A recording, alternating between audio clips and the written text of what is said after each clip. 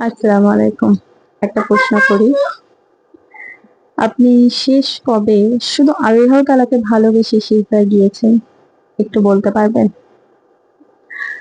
না, কিছু চাওয়ার জন্য না, কিছু প্রয়োজনে না। আল্লাহ তাআলাকে ভালোবেসে। কেননা তিনি আপনাকে বাঁচিয়ে রেখেছেন, নিঃশ্বাস নিতে দিচ্ছেন, আপনার পরিবার দিয়েছেন, আপনাকে রিজিক দিয়েছেন, সেইজন্য।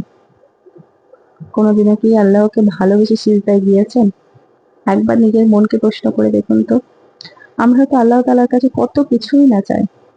কিন্তু আল্লাহ তাআলার যে নিয়ামতটা আমাদের কাছে আছে, আমরা যেটা নিয়ে রেখেছি, আল্লাহ তাআলা যে আমাদের উপরে এত দয়াবান, আমাদেরকে এতবার ক্ষমা করে দেন, আমরা কি তার জন্য আল্লাহকে ভালোবেসে কখনো আল্লাহ তাআলাকে বলেছি, "আল্লাহ তাআলা, আমরা আপনাকে ভালোবাসি।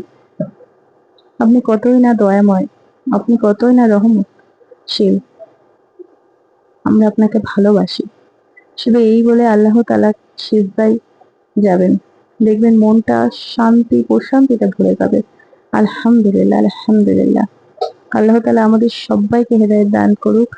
আমরা যেন সকলে আল্লাহর শুকরিয়া আদায় সর্বদা সবসময় করতে পারি। আলহামদুলিল্লাহ।